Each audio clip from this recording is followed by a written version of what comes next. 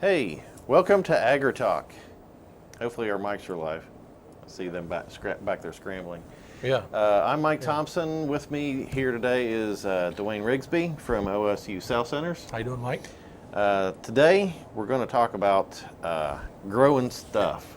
Growing stuff, that's and right. One of my favorite things, strawberries. Oh, that is delicious. That's one of my favorite fruits, if you want to call it. Nothing better than good strawberries. And I think right now is, everybody's getting ready to pick. Sometimes you have advantages. Everybody's getting ready to pick? Not everybody, but there's people picking today. Really? Because of some semi-new technology that we're harvesting at the center, at the South Centers. We've been harvesting for a couple of days at least, and our guest will tell us exactly how long. What do you do with the fruits that you harvest at South Centers? Well, sometimes... Does it go to a market, or you guys just take it home? Well, usually we have a couple of ways. Sometimes the pickers, if you would, they'll take some home, but then what we do is we sell them to our group of people there at the center. Okay. And what we do is we use that money for fundraising or things like that, and we actually try to support our community. So we may build that money up and work and give it to a food bank or something like that. Usually at the end of the year or near Christmas time, we have little things like that. We even buy boots for kids and things like that. And that's where some of that money comes from. And then another thing we're going to talk about after that, if you stay tuned, is hops and barley, I think. Hops and barley, yeah. I think there was some famous quote from Benjamin Franklin, that there's proof that God loves us because there was beer, yeah. That's something another, like that. That's another new hot thing is hops in Ohio, because it used to be here, and then it got wiped out, diseases, and then now it's they've figured out a way to fight those diseases, and it's growing back in Ohio. Is the disease more of like a moldy kind of a thing? Yeah, to a degree, and that's where our expert will tell us more about that. And then the barley, I think, I'm not sure on that, why we're starting that, but again, I think it's related to the beer area. So, well, who do we have here today? Well, today we have Thom Harker. He is the research assistant for the horticulture department at South Centers. So, Thom, welcome to the show, and can you give us a little bit about yourself, maybe how long you've been at the center, and how you got started into this whole horticulture world? Okay, thanks for having me. Again, Thom Harker. I've been with the Ohio State University now for 20 years. Started over in Highland County actually doing research, and then now I'm down in Pike at the research station. Started off in greenhouse is my background, and just kind of moved into this for the last 20 years, learning as I went along. Now you said greenhouse. What did you start in greenhouses? I always think of like bedding plants and things like that, but is that what you did, or did you have some other things as well? In my college years, it was bedding plants and flowers like that. Flowers. Yes. Okay, good. Well, now we talked about strawberries. Right. What I hear that the center in Piketon there is having a big event tomorrow evening, about a strawberry field night or field day, if you want to call it, 5 o'clock, 4 o'clock, or something like that. And I hear that they're mixing horticulture crops with robots. So what is this robot thing that may be appearing? And tell us a little bit about the field night itself. Okay. Yes, Duane. Tomorrow night at the South Centers, we are having a horticulture field night focused on strawberry production. We'll look at both plastic culture strawberries and as well as your typical matted row strawberries that most people are familiar with throughout the state. Now, I'm going to stop you there just a second, Thom. What is a plastic culture versus a matted row? Okay, I believe we have a picture of plastic culture. Basically what that is, as you can see, it's a bed, a raised bed that we form with a piece of machinery. And at the same time that we go through the field with this piece of machinery, it lays black plastic as it raises this bed. So we're pulling this machine and it's pulling soil and gathering it up and making a raised bed and laying the plastic, as well as putting irrigation line underneath the plastic. at the same time. Yeah, that was going to be another question. If it's covered in plastic, how does it get water, or how do you fertilize that stuff? Right. But you say there's something underneath the plastic. At planting time, Duane, we put down a little bit of fertilizer, not a lot, just your typical dry fertilizer. The irrigation line in this system is a vital key. It puts all of our nutrient as well as our water down throughout the growing season. So that's not like from the city water system. It could be. It could be, Right. if you wanted. Ours all comes from a pond Okay. up to the field. But you add stuff to it on its way? At the field, we inject fertilizer. This time of year, we're really pushing fertilizer to the plants to keep them producing large, luscious berries. So why plant them on a raised bed? Because we were talking that they're already, we've already started picking strawberries Right. to where the other people are not yet. Right. How do we get that advantage of already picking strawberries? And how long have we been picking? I don't remember. Okay, well, we started picking the Friday before Mother's Day with the first few ripe berries. So we'll be going on 2 weeks here this Friday. So we've been picking for 2 weeks, and they're excellent looking berries and large quantities of them. So Is that good to pick the berries, I guess, as they come on and not just like clear the field at one point? They all don't ripen at one time, but so you get several berries off of a plant though each time you harvest. See, that's not a machine method. No, that's not a one-time through. It's a bend over, break your back. Yeah. pick multiple times. Yes, yes. Now, on an average, Tom, what does one plant, what could one strawberry plant yield?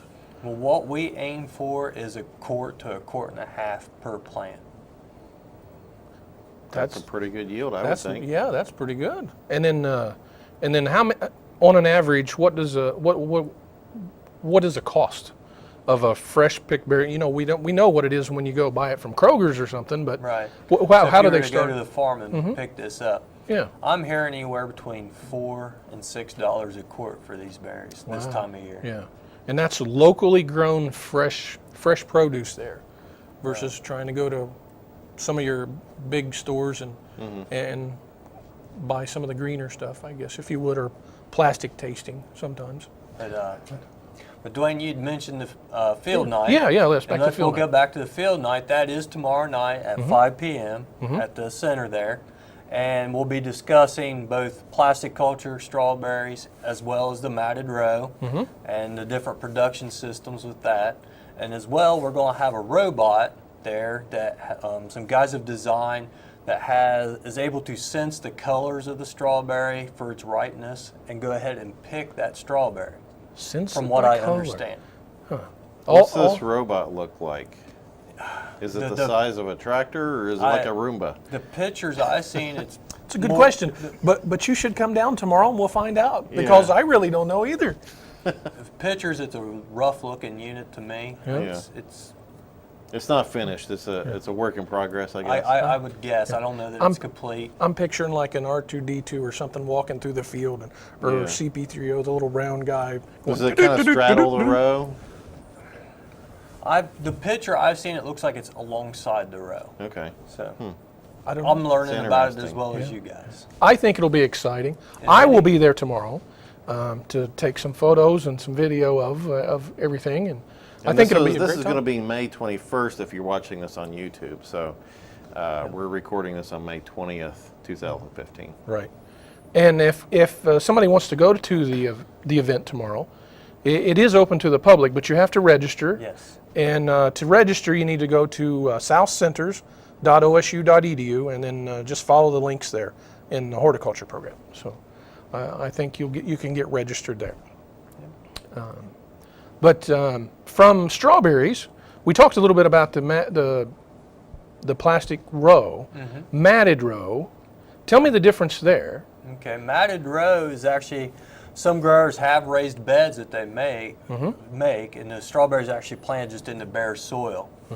And the main difference there is a matted row is a perennial crop, and the plastic berries are an annual crop. So we're planting those every fall and then harvesting in the spring, whereas the matted row, once you plant them, you use that same planting for several years. Is this the same type of strawberry that is used in both?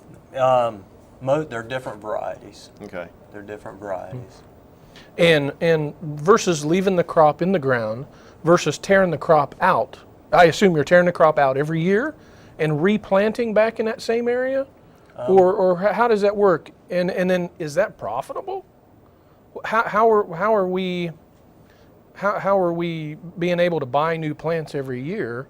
Is it because we get a better crop and better yield?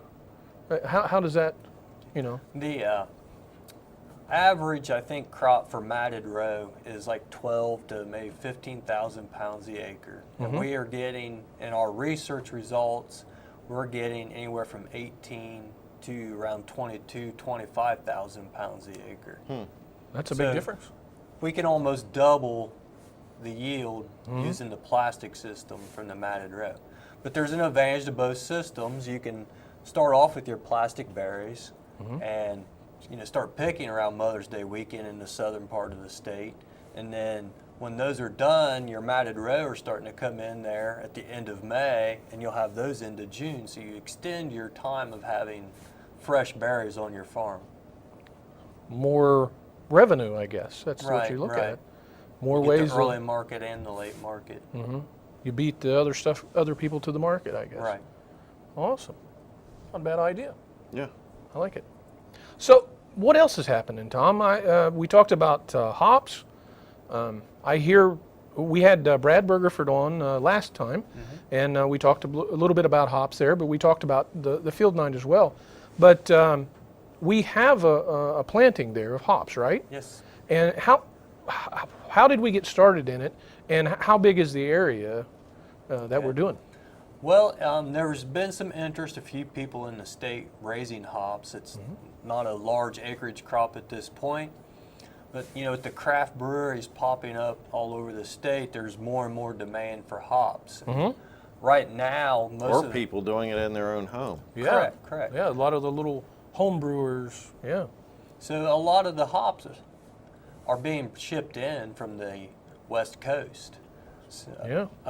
So there's a lot of money exiting the state of Ohio for these hops. So we decided, like Duane, I think mentioned earlier, hops was grown previously in the state of Ohio, back before Prohibition. And disease and insects really was a main problem. And then, of course, Prohibition, they just kind of quit raising hops. Right. So now with the chemicals we have to combat both insects and disease, we think we might be able to economically raise hops in the state of Ohio again. So we have two research plots planted. There's a 1/4 acre at our Piketon site. We also have a 1/4 acre in Worcester, Ohio, up at the research branch there.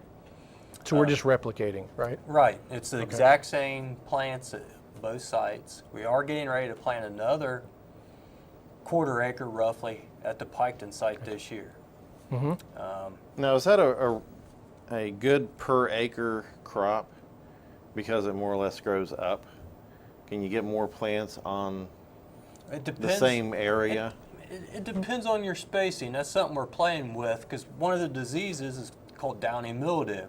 And air movement is a big factor in that. If you've got no air moving, then you can have this disease. So we're playing with row spacing to see how far apart how close and how far apart to set these rows. Right. The current plantings on 12-foot centers between rows, and then this new one we're looking at maybe 15-foot centers. Okay. And also a short trellis. How do you figure out what type of hops to get? I mean, I know on the brewing side, you choose them, by the smell and the taste, because that's what kind of adds that beer taste to it. So gives you that different twang or not so like with an IPA, it's a real distinctive hoppy taste. So is there something you go through to choose on the growing side as far as what varieties? If you were wanting to grow hops for profit, you would want to go talk to your brewer, your end market first, to find out what varieties they're using and what they're looking for, so that you can meet their demand. it's not a good idea just to go plant a bunch of something that you think would be great, but then you can't Right, get you rid don't have of a it. market for it. Nobody Correct. wants. Correct. So I guess there's like thousands of different varieties of hops, or There's many, many different varieties. At Piketon, we have 6 different varieties that we're looking at this time, and we're going to be adding more in this new trial. now amongst the varieties, does it take different weather conditions or soil? Sometimes grapes can be more northern, more southern, more dry, or whatever. Are hops the same as that? No, really, the only thing you got to consider with hops is the spacing. They have real long laterals, some of them have shorter laterals, and they're like side arms, more like our arms on our body. So you want to space those accordingly. Some of them, you get away with 4 foot between plants, and some of them you'd want 5 feet between plants to keep them from locking together. Because then when you take them down at the end of the season, you could be losing cones, ripping plants apart. Yeah, it's a different way to do it. I think we have some pictures of it. We have some different pictures of the hop yard. You put up like telephone poles, string Yep. of wire between it, and then the hops actually grow up a string. Right, yeah, or a rope. we have what we use at our site is baler twine, and we drop twine from a cable up that's 17 feet above the ground level, and then those binds, they're called binds, will actually climb up the twine, and reach that cable by the end of the summer. And from what I understand, it might be kind of exciting because these things grow very quickly. They do. They can grow when they're growing hard. This time of year, they're growing 6 inches a day. Yeah. So it don't take long at 6 inches to reach the top. Okay, is this at the beginning of the season where you're preparing? This would be, yes, this picture you're seeing here would be us dropping our strings from the top cable down to the bottom to start training our hop plants up. So how do you then harvest them? Do you have to get up there and do that again? Well, yes, we'll come through the field and actually cut those twines at the top cable and then cut them down at the bottom. And we'll bring them into the building. And right now we manually pull all the cones off by hand. Okay.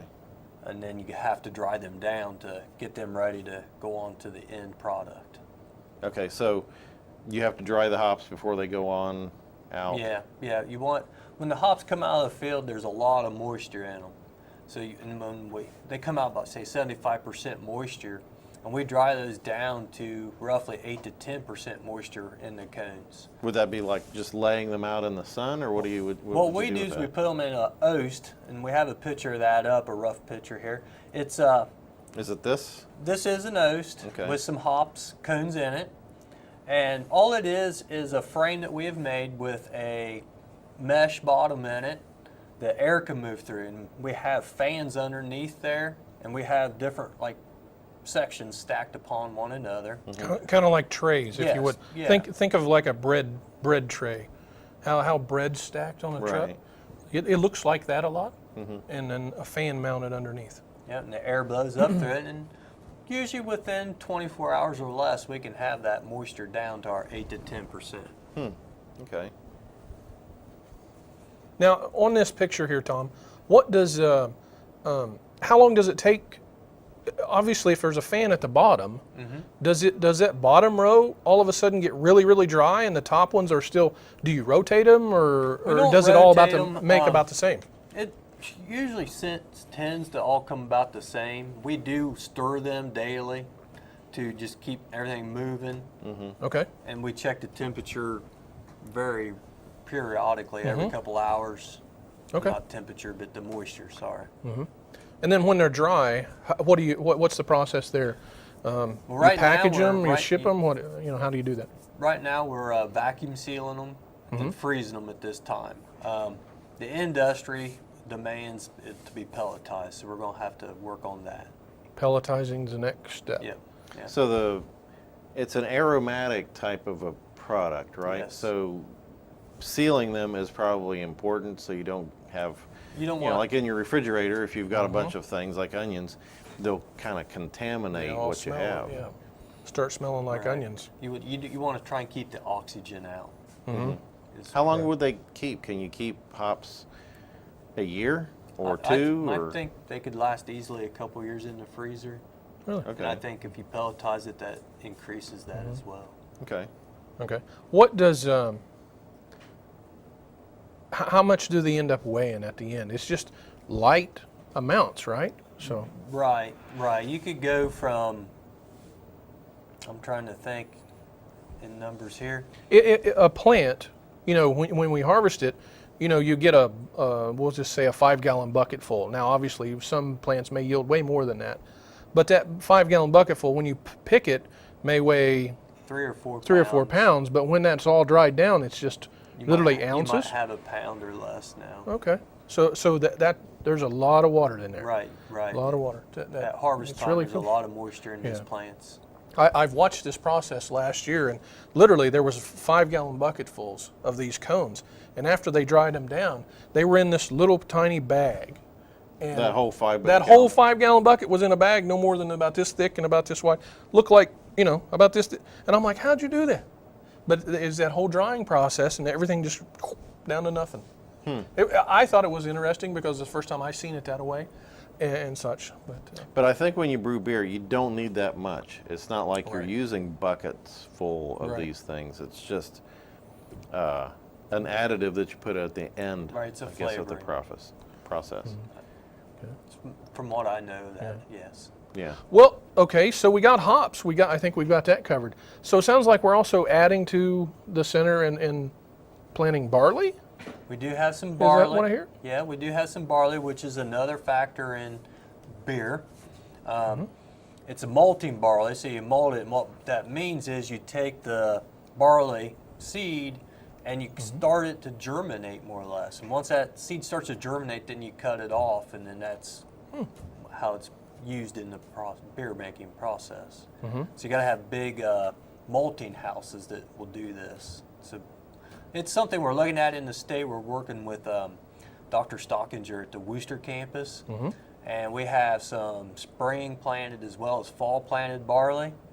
Okay. And so we're just looking to see what varieties are suitable for Ohio climates. So we've got a picture of just a little bit of barley here, right? Right. This is just what, days ago? What is this? That there would be, I believe this shot's actually our winter planted barley. Okay. So that would be last fall Last after fall. planting. We just planted some this spring that looks very similar to that at this point. We Okay. just planted it 2 weeks ago. And So what's a barley look like?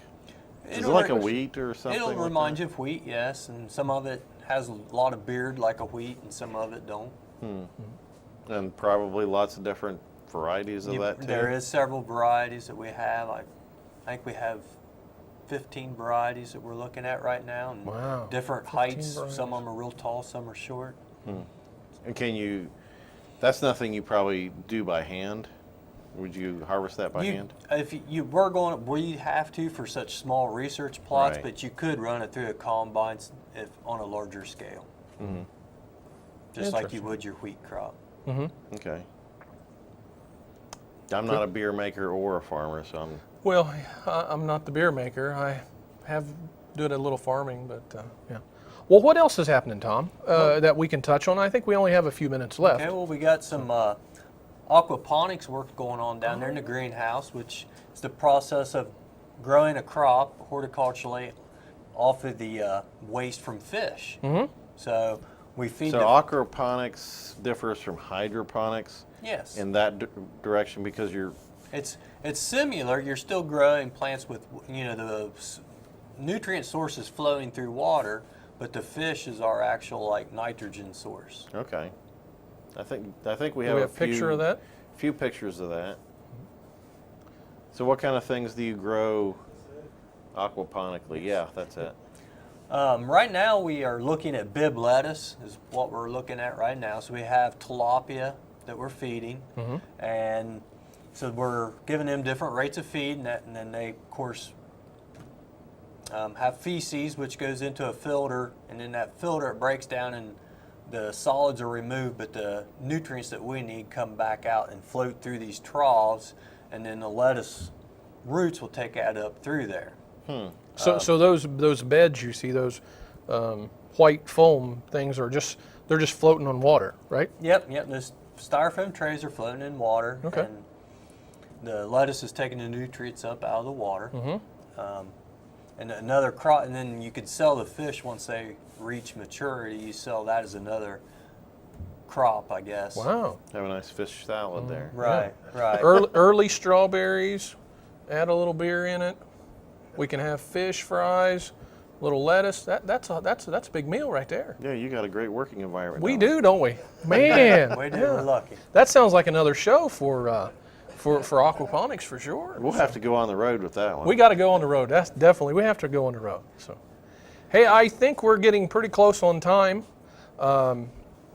Is there any last little things we want to cover, Tom, at the center, or little tidbits for next time, or?